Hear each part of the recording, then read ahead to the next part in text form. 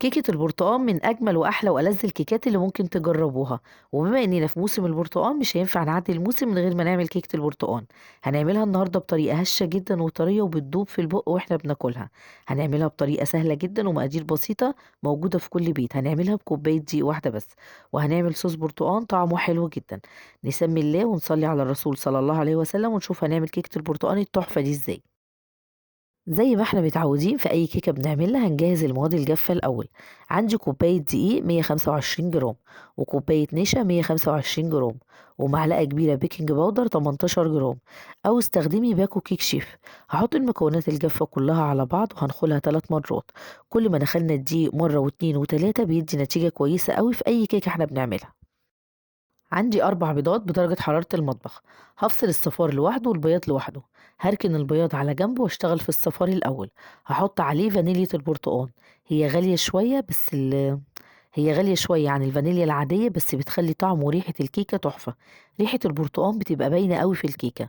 وعندي كوباية سكر هحط نصها على الصفار والنص التاني هشيله واحطه على البياض بالمضرب السلك، وهخفق صفار البيض مع السكر لحد ما لونه يفتح ويبقى بالشكل ده.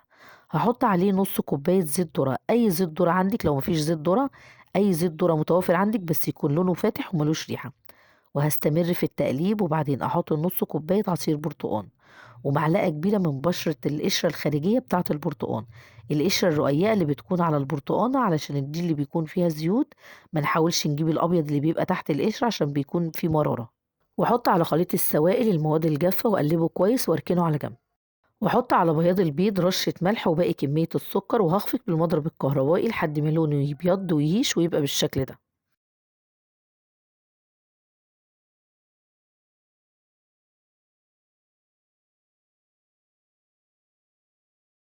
هتعرفي ازاي ان بياض البيض مش محتاج ان هو يتخفق تاني؟ هتقلبي البولة هتلاقي بياض البيض ثابت في مكانه ومش بيتحرك. كده يبقى تمام، مش محتاج ان هو يتخفق تاني.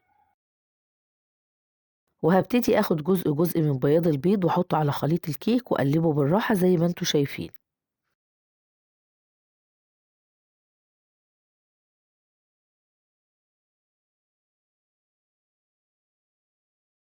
وهكرر نفس الطريقة لحد ما اخلص كل كمية بياض البيض.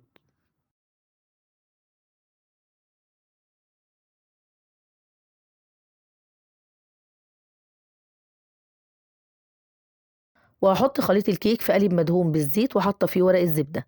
وهسوي خليط الكيك بسباتيولا عشان الكيكه لما تستوي ما يبقاش حته عاليه ما تبقاش طالعه من الفرن حته عاليه وحته واطيه. وبعود من بتاع الشيش طاووق وهعمل فيه الحركه الدائريه دي علشان الكيكه ما يبقاش فيها اي فراغات واسعه. وهدخلها الفرن على الرف اللي في النص، النار تكون متوسطه الحراره. هتشغلي من تحت بس لمده 35 دقيقه. هتفتحي عليها الفرن تختبريها بعود من بتاع الشيش طاووق.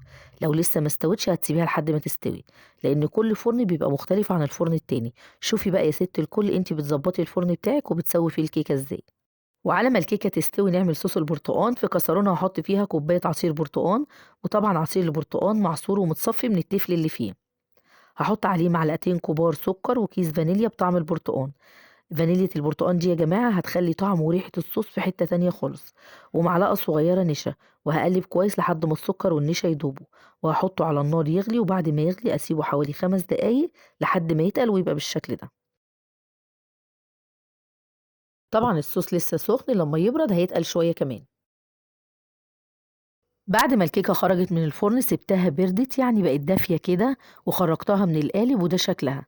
هازيّن جزء منها بالسكر البودر والجزء التاني هازيّنه بصوص البرتقان. عاوزة أقول لكم يا جماعة طعمها حلو جدًا، طعم وريحة البرتقان باينة فيها جدًا، هشة جدًا وبتدوب في البُق وإحنا بناكلها. إن شاء الله هتجربوها وهتنجح معاكم من أول مرة. لو عجبكم بقى فيديو النهارده ما تنسوش تعملوا لايك وشير للفيديو. ولو مش مشتركين في قناتي تشتركوا وتفعلوا الجرس الصغير علشان يوصل لكم إشعار بكل وصفاتي الجديدة. وما توفيقي إلا من عند الله. دمتم في رعاية الله. سلام عليكم.